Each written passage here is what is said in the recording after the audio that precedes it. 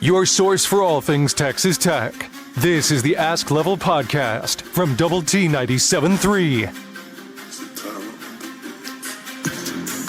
Hey, what's going on? Welcome into another episode of the Ask Level podcast. Alongside Chris Level, I'm Chois Woodman. This podcast, as usual, brought to you by our friends at Cantex Roofing and Construction. I'm Mike Hebert, owner of Cantex Roofing and Construction. Every day is game day, and we'll get it right when it comes to your roofing, construction, windows, and mirrors. Call Cantex Roofing and Construction today. Together, we are one serving you. Chris, we have another episode that follows a not so fun ball game in Lubbock, Texas, and I haven't been used to that in recent years. Tech's been pretty good at home, but fall short against Colorado. We'll talk the football game, of course. We'll talk basketball because we've got a couple of games under the belt for Red Raider basketball and some big games coming up in the coming weeks. So we'll get into that, but we'll start with football. No question from me. The floor is yours. From what we saw on Saturday, there's a lot of talking points, a lot of angles to take it from, so you can take it from wherever you want to start. Yeah, I'll give you some bullet points, and then we can kind of go into whatever you want. But atmosphere was great, crowd was great, other than some folks voicing their displeasure with throwing some stuff on the field. I thought officiating not so much, but again, you lose, and it's just hard to point to that always when you lose. Sure. I thought your guys up front, really on both sides for the most part, you lost the game in the trenches. You give up 7 sacks, 5 of those in the fourth quarter. Taj Brooks has 31 carries. 20 of those carries were for 3 yards or less. Mm-hmm. You get turned over quite a bit. You just think about this. Colorado was 2 of 13 on third downs. They punted 8 times. Their longest play was 24 yards. And they're penalized 14 times, and you lose. You had some chances, but I just thought, Colorado did a good job up front, and not allowing you to, and I thought Shedeur Sanders, he wasn't overwhelmingly good, but I thought he made some plays with his legs, and he just didn't make mistakes. So it was like the most normal good player I've seen for as great as he's supposed to be. There's nothing extraordinary that he did, but he didn't put his team in harm's way. And I thought there was a few plays he made with his legs, and he's got some speed around him that we saw on display up the sideline in 2 cases. Yeah, I thought you left some things out there on the field offensively. And I think Joey said after the game, some of because I get the criticism of the trying to run it at times when you're needing to throw it, but they're showing you what they would term in football wise a 5-man box, and you should be able to run it in those cases, and you couldn't. And I think that's what is frustrating. But so anyway, you can kind of take it wherever you want it. But now you enter into your next phase of your season, which is you're playing to finish it out strong. You may start to look at some younger players now, as you're basically simply playing to try to get to an 8th win, a 9th win maybe, and for the level of bowl game. But you're in your window where if guys hadn't played earlier in the season, they can play and maintain the red shirt, and maybe you start to, you hate to say it, but turn the page a little bit. I don't know what that looks like. Don't pretend to know. I mean, for your senior's sake, you still want to finish out strong and all those things. So So I'll let you kind of take it wherever you want to from there. Yep, still a lot of angles, and we'll get to quite a few questions regarding what we saw on Saturday night. A couple of basketball questions as well, but to me, Level, I think this game, and it feels like so many of your losses, you can say this about not just over the last few years, but over the last 15 years. You just losing the game in the trenches, and specifically on the offensive side, the offensive line. Um, like you said, 5-man front, you should be able to run the football against a 5-man front, and you could not get anything going for a large portion of that game in the running game, and then that hampers the passing game and lets a defense like Colorado just pin their ears back and go after you. And that's what we saw over and over. 7 sacks in a game is it's never acceptable. And that was, and really almost everything came from the edge. Your tackles just had a really, really rough game. Almost every single sack came from tackles getting beat around the edge, and pressure forced turnovers last night. Baron Morton obviously would like to have some stuff back, but he has a couple of fumbles and a pick, and it just it was one of those games where you got beat because to me you just weren't good enough, and I don't know if it's matchup based against Colorado or what, or if they are actually that much better than Texas Tech, but and then of course I mean untimely and penalties and all that, and it just um yeah, frustrating. I mean, it felt like we've said that a lot this year, but another frustrating loss to add to the pile. Yeah, and I think some of the sacks potentially on Barron too for not Yeah, getting rid of the ball earlier. I think agreed. that's fair. I think but the reality is you've lost 2 in a row at home. You've lost 3 or Mhm. 4 overall. And you had a great opportunity. You Yeah, get a result in Kansas City, Missouri when Iowa sure, State takes another sure. loss, and it just kind of would have potentially fallen into place a bit. But Arizona State sitting there in the standings as well, but you hold a tiebreaker over them, and but you just you're gonna kind of wonder what if here, but. Just a frustrating day, and it just seemed, and I feel bad for the fan base. I really do, because they showed up, they were loud, it was a Yeah, tremendous atmosphere, and you just and we both graduated from Texas Tech, and yep. yeah, we're in the quote unquote media, but Loose. we also we want this program to do well and to win, and all those things. It's just you feel like you get right here and you Right. can't get over the hump. You can't win the game that kind of like, oh, Yeah, that would set you up to for potential, because I mean, I'm jealous of BYU. I'm jealous of Army right now. I'm jealous of Indiana. sure, sure. I'm jealous of some of the programs that are really doing some special things that nobody would have expected, and but yeah, you had a bunch of home games this year, and you've lost 2 of Mhm. them, and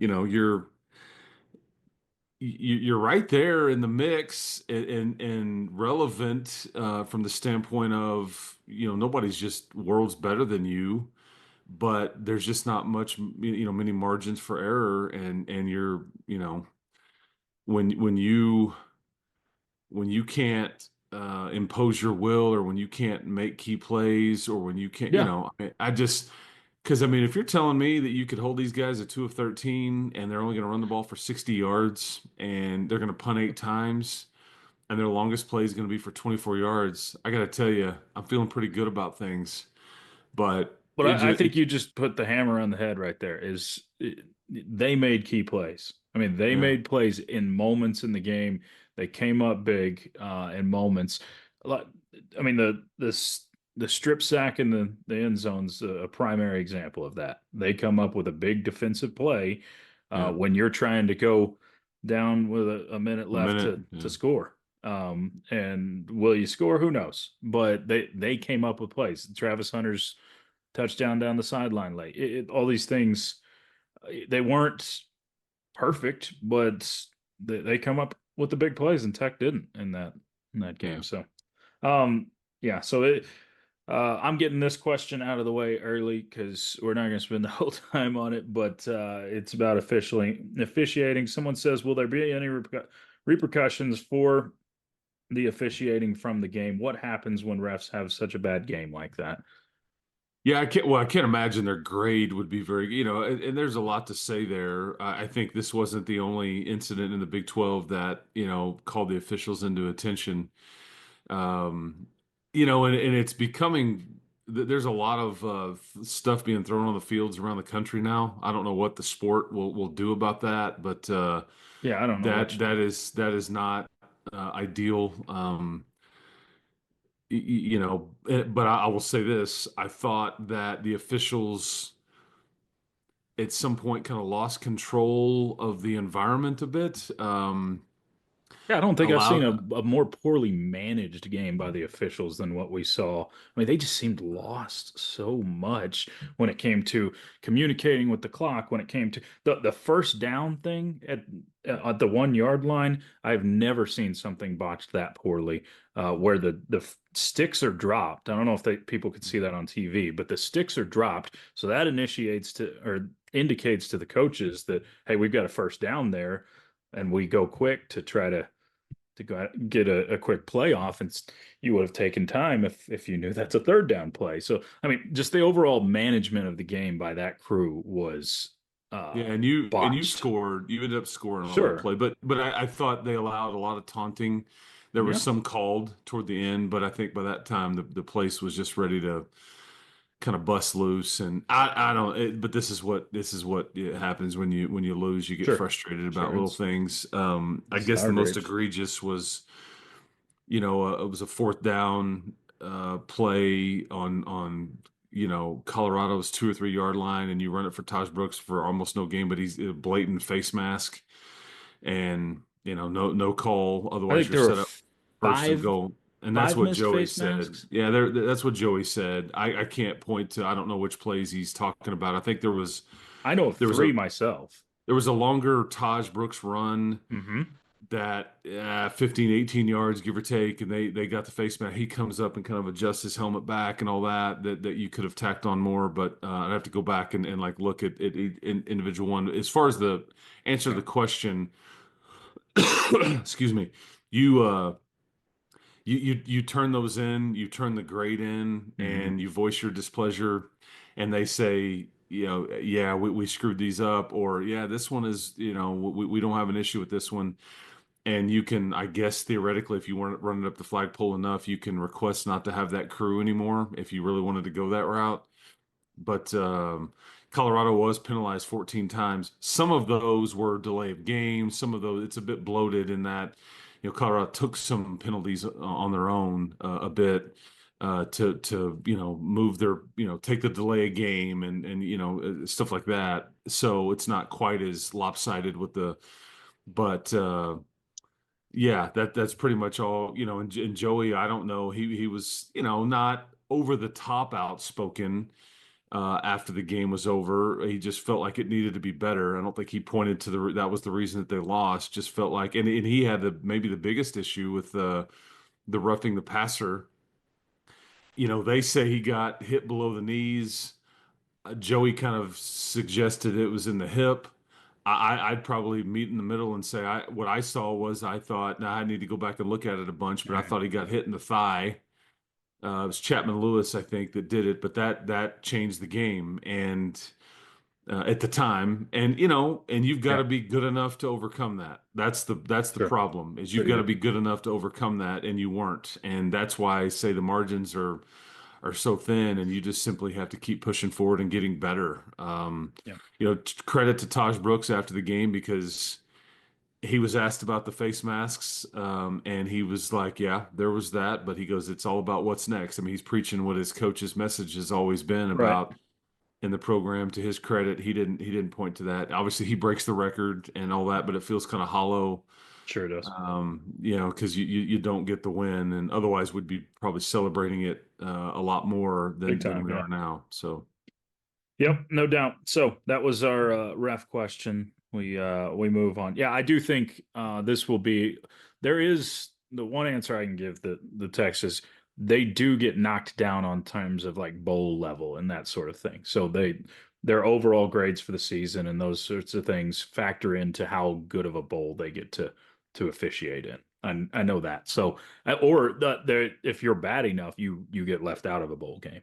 Like if your individual Yeah, grades or are the bad enough. So, playoffs or or things yeah, like that. But those sorts yeah, of things. yeah. So I mean, those are bonus checks essentially for those guys, and I mean, it's whatever, but it doesn't take the sting away for fans. That's for sure.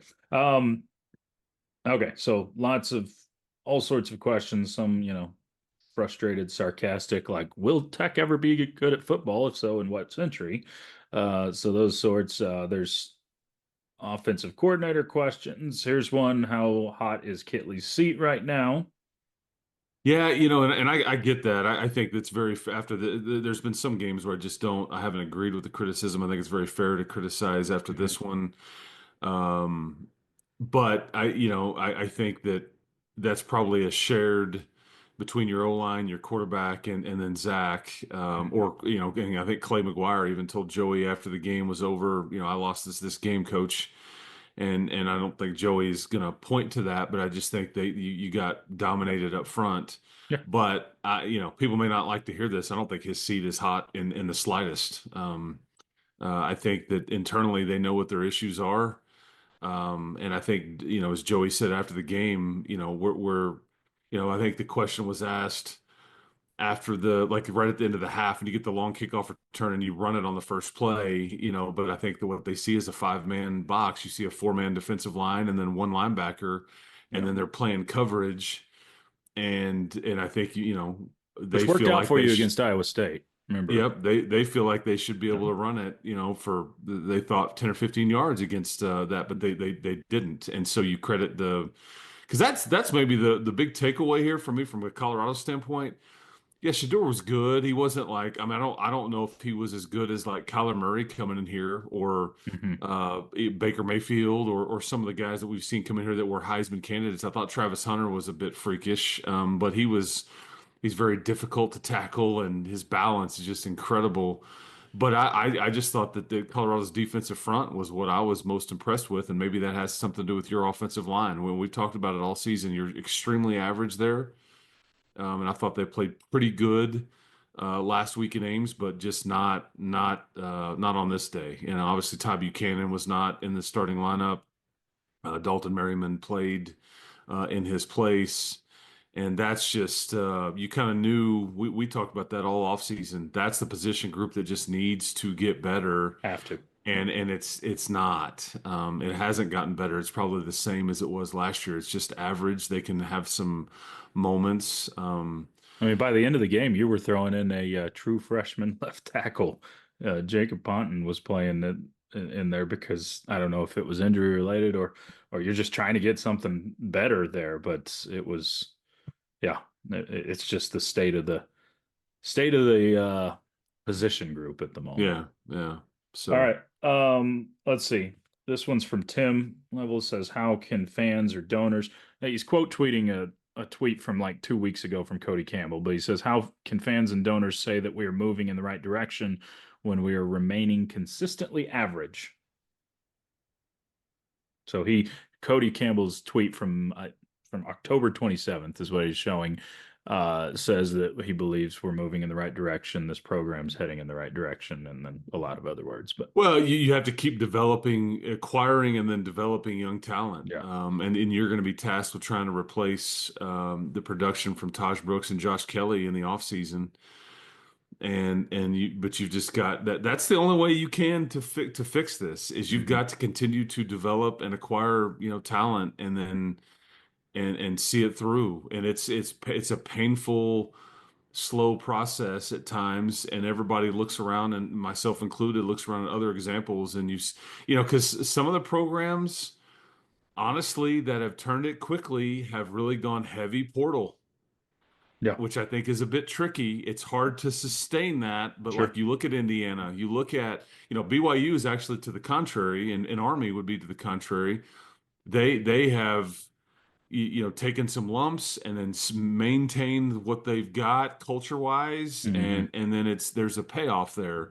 Indiana and Colorado, a good example. They went yeah, heavy portal and spent a lot of money, and it seemingly has fixed it. That's a bit tricky, and again, for this year. the question would be asked, can you sustain it? Because I think what people want is you want to be able to get there and then stay there, which is the hardest thing to do in sports. But so I just I like a lot of the youth on your team Hmm. or in your program, some of which are not even see play right now. Sure. But I think they're very high on a lot of those guys, but they need to be in the oven a bit longer, and so that part is a bit of a process. But I mean, I think you'll see them take as many to 10 to 15 guys at least in the portal this offseason just to try to. I mean, it may. I mean, running back, tight end, multiple offensive linemen. Hmm. I think you need a corner. You need maybe multiple defensive linemen, specifically interior and then edge. You may take another safety. So I Yeah. mean, you're a kicker. You're looking at a lot. You're looking at a lot there. So, um, Yeah. yeah, but and now you're gonna, like every school, you're gonna owe 22 million a year to try. So I'll say this too. I think you'll see this in the sport in general. Speaking of all the conversations, you're going to see far fewer coaches let go, especially if there's buyouts factored Yeah. in, Yeah. just because of the extreme cost that's going to come with everything, knowing that everybody's got a brand new $22 million bill owed yearly that's going to continue to increase, Hmm. that'll be shared with players. That's going to be a standard across the Power Four, and so you have to have culture. You have to believe in what you believe in, and then coach the heck out of it. Yeah. And you need to get a little lucky here and there, you know. Hmm. So I mean, to the question of the what was it? How can you say we're moving in the right direction? If you win your next two games, then the evidence is clear that you are moving in the right direction because you would have climbed to an 8-win season. And no, we're all instant gratification people. We all want it now. I get it. We're like you said earlier. We are tech grads. We are as big a fans as anybody else out there, and we want it just as bad as you do. But you can look at the numbers. If you win these next two games, it's something you haven't done. And it also speaks to your history in the last decade and a half. You haven't had an 8-win regular season in 15 years. Mike Leach was on the campus the last time you had 8 wins in a regular season. That's sad, but it's also showing that you would be stepping forward. So while yeah. the loss to Colorado absolutely stunk out loud, these are two games that you probably should be favored in over the next two. It still feels weird to say that about a road trip to Stillwater, but you should be favored in your next two. Now the Yeah, X and two, you we'll need see. you need to win these next Yeah, two. There's need no to. doubt about that. So Yeah. And I hear what you're saying, and I totally agree with it. And I think that it needs to be said because Joey mentioned this after the game last night. They're not here to win 8 games. They're here to play in right, right, and win in Arlington, which puts you in the playoff. sure, That's the goal. That's the stated goal. That's what everybody's working towards.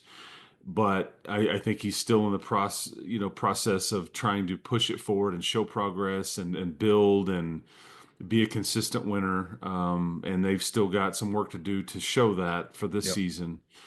But yeah, I mean, I'm like Coach McGuire and you and everybody. I want to see this program get to Arlington for the first time yeah, and kick the door in. I'm ready to graduate from this process. hmm, But it just doesn't happen as quickly as anybody would have wanted it to. And you go back to you've lost 3 of your last 4. I mean, and that's yeah, tough to stomach right now. yeah.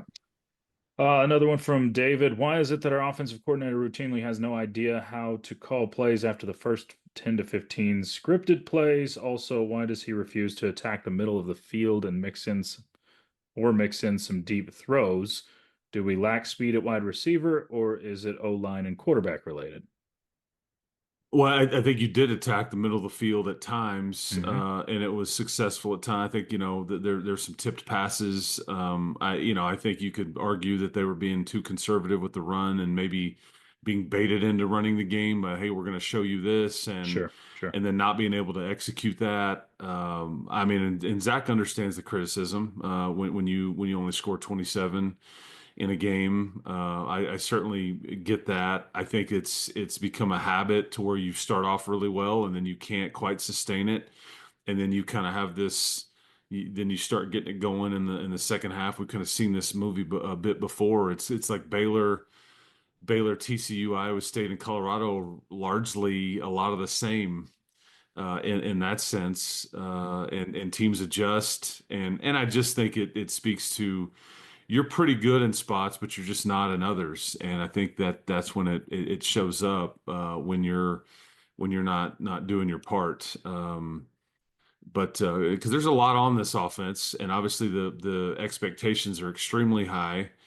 This is what comes with the territory here in Lubbock, right, wrong, or indifferent. That's just the way it is. Sure. And yeah, I mean, I think, are you good enough to be, and it's something to be said too about the matchup here. Do you not trust Barron? Does Barron, is he checking in and out of the wrong or right thing? Hmm. We have no way of knowing that. Is he afraid of some of those corners that are going to be draft picks, and they're just in man-to-man coverage? Do you lack speed? I mean, I think all of that. There's probably a level of truth to all of that.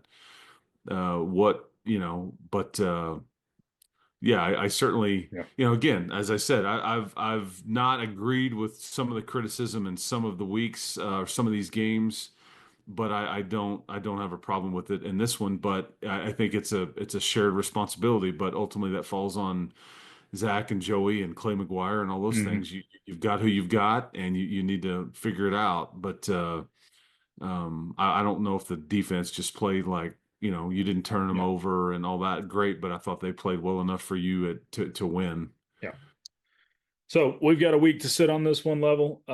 We will, yeah, I know. Yeah. We will look forward towards a trip to Oklahoma State, and we'll preview that in our next episode. But I do want to talk some hoops because season did get underway this week with a pair of wins for Texas Tech. I know you've gotten to see them a little bit in practice and that sort of thing before, and get a look at them before this, but you got to see them two times this week in front of your own eyes. What were the thoughts on this year's version of the Red Raiders through two games? Yeah, John Harris and I did TV for both of these two games, and I think it's a bit tricky to kind of have too many big picture takeaways, Right. knowing that their team you're just rolling with seven guys in this, and you're kind of playing some guys. I don't know. I don't want to say out of position, but you're asking some guys to do some things that they normally wouldn't be asked to do with no Elijah Hawkins and no Christian Anderson, Your two who point would guards. yeah, who would have a lot of ball handling, facilitating duties and all that. But Yeah. you can, I know nobody should be shocked about this. You can really shoot it. JT Toppin, I think through the first two, he's averaging like 22 and 7, and then 3 blocks a game. He's super efficient around the basket. I think he will continue to open up the floor for people because of how good he is. Yeah. And I think Grant said something to the effect of, Kevin and JT still don't really get yet what it takes and what it's going to take in the Big 12 Hmm. compared to what they're seeing now. Right. And I think that's worth pointing out as well. But Kevin Overton has been a fun addition. A couple of lefties there Yeah, for you, both. but yeah, but I yeah, it's been I think the opener you made 16 threes. In the second game against Northwestern State, it was a bit choppy. I think Northwestern State did a pretty good job on you, and you're playing guys a lot of minutes, and you barely won the rebounding battle, which is something that Coach McCaslin was a he understood, but he's a bit frustrated about, Yeah. and felt like it. I think both games that there's not as much. Not as much resistance toward folks getting to the rim on the defensive end, and I think he wants to see that get much, much better. But yeah, I mean, I think Darian Williams has been outstanding. He was 1 of 11 the other night, and yet I'm going to still say he was outstanding just because I think that it's just amazing how many different ways he can affect a Oh, game. absolutely. I think he's got 19 assists and 4 turnovers in the 2 games, and he just can do so many things for a team. And he's Is semi playing out of position right now, if that makes sense, because he's being asked to do some of these things. is he is he your most important player on this team? I think so. Yeah. Yeah, I would say he's kind of your heart. Yeah. I think he's him and Chand. It's their team, and Hmm. Grant would be. Grant would. We said that on the broadcast the other night. It's those guys' team, and they're not super outspoken guys. I think that they feel more comfortable speaking up now than they did a year ago when they're brand new. But I think Darion is somebody that will speak up on occasion, and when he does, everybody is willing to listen. Sure. But I think that he's just somebody that yeah, I don't really remember a guy like him coming through here. It's a I agree. unique Yep. skill set. Yeah, and one that he, he forced a few shots against Northwestern State, I think, trying to get himself going. But you don't use that word with him much at all. No. He's got a super high IQ. I mean, he sees the game before it happens. That's what allows him to, I think, be such a good passer and kind of understands what's being done and kind of where people are supposed to be and with the angles and all those things. But he just gets all these numbers and he fills up a stat sheet, but it seems so smooth. Yeah.